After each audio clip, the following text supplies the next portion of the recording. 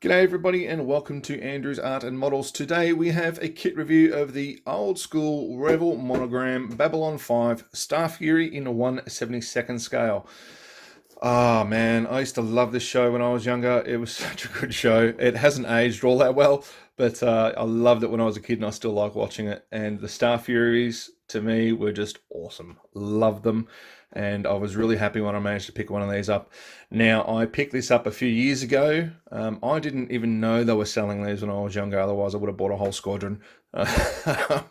They're great little planes. I love them. Anyway, moving on. We're here to talk about the kit, not my love affair with the show.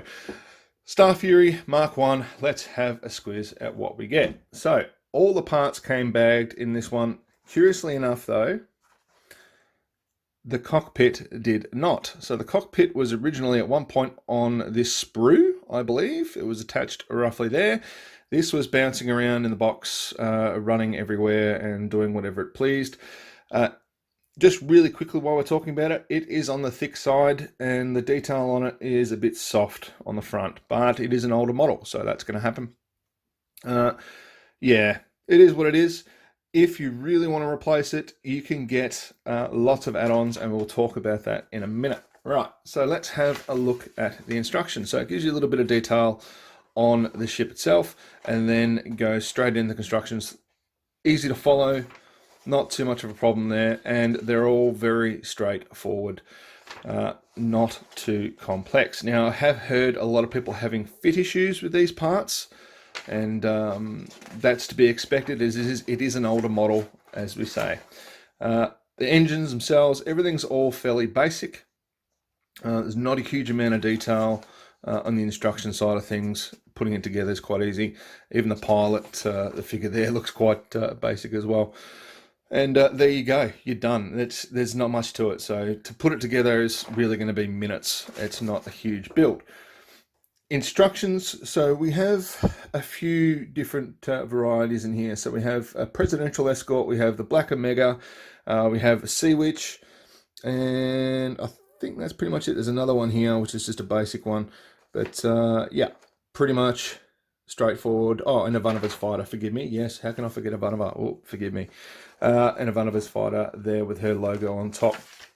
It's pretty simple, and there are decal guides for the underside. Now let's have a look at them, at the decals rather, themselves. Right, these don't look too bad. Now, bear in mind these were printed a long time ago. I can't tell if they've yellowed a little bit or if it's just the backing. So a little bit of experimentation is going to be required for that, and I'll probably do it on one that I'm not going to use.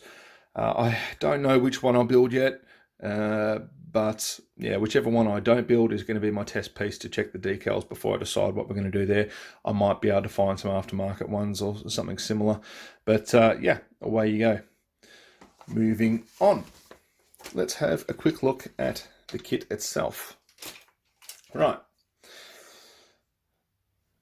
that is part of the wing, obviously, and we've got the other parts there and there, and the detail is quite simple. Now, I believe that is probably the bottom part, yes, and that would be the top section there. Now, if I've got that upside down, please let me know in the comments. Detailing, as I was saying, it's fairly simple, but it's also fairly crisp on most of these parts. Like, there's nice detail in there. It'll come up really, really well once it's been painted, and they're taking their time to build these.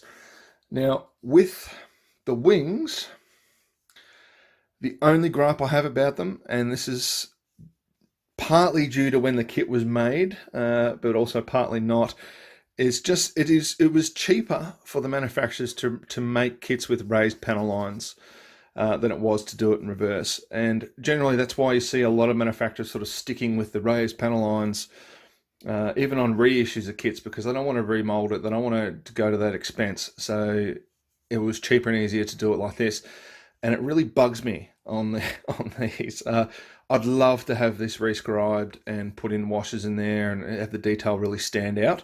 I don't like the raised panel lines. That said though, I mean, this kit came out in the 90s at least, so you can't complain too much. It has been around the block. Let's have a look at the next part. So these obviously go between the wings. Now this is where I've heard most people get their fit issues from, but other than that, it goes together reasonably well. And we have the raised panel lines on here again too. If you want to rescribe these pieces, this plastic is relatively thick and rigid, so it should stand up to the pressure. Even though it's an odd shape, it should stand up to the pressure of the scriber quite well. So I think I'm going to have to do that. It'll take you a few hours to do that, but the effect would be so much better. And then we've got the little parts that sit on the end of the wings or the end of the engines. And look at that there. So that's the rear of the cockpit, I believe. The detail on that, really, really nice. I mean, that's okay for today. It would have been good for back then. And yeah. So these kits, there you go, 1997 was this mold trademark. So these kits, as I was saying, have been around for a few years. They've been out of production for a long time. You can still find them on eBay, but people are charging ridiculous prices for them. There are also plenty of resin kits now available. Be careful, there are some 3D printed ones and the quality is just not there. If you're looking for a really, really high detail, high quality, yeah, I wouldn't be buying one of those, simply because I love 3D printing, but I don't think that most 3D printers, even the resin ones that do really high quality, are up to model standard by themselves. That said, so for prototyping, things like that, I don't have a problem with people using it for prototyping and then refining a model and so on and so forth, but just selling the 3D print as a model itself, yeah, sort of gets my goat up. So just keep an eye out for those. There are certainly going to be some out there on the market that are worth getting and ones that aren't. Now, Green Strawberry. Green Strawberry is a company in the US, I believe, who have, excuse me, who have released, strangely enough, quite recently, a lot of upgrades for this kit.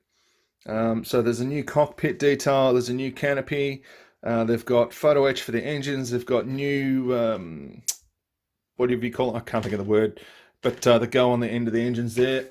Please help me out in the comments. What is that word I'm forgetting? But they've got replacement parts for those.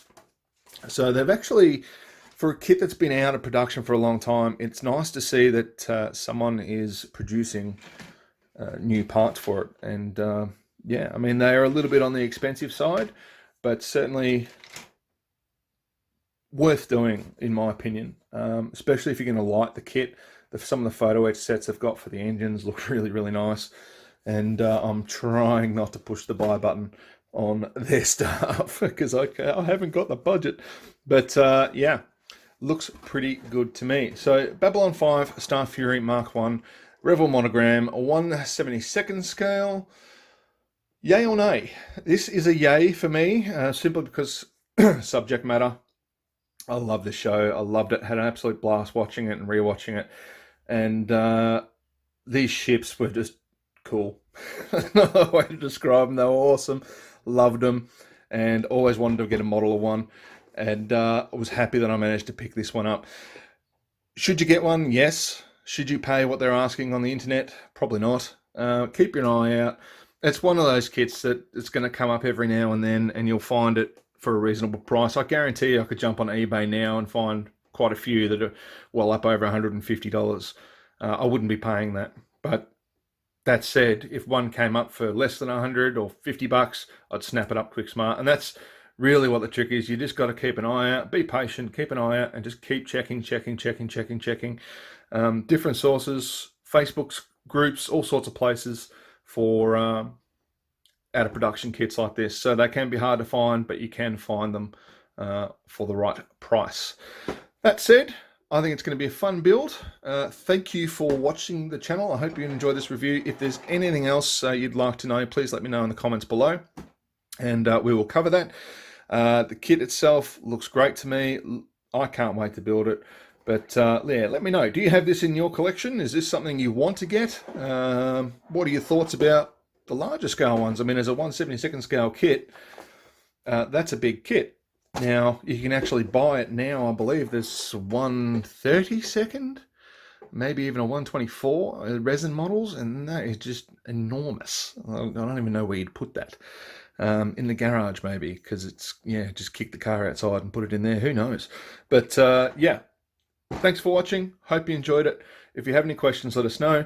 And don't forget, we do the monthly scale model giveaways each month, and we announce the new giveaway at the beginning of the month, and the draw is at the end of the month. So keep an eye out for that.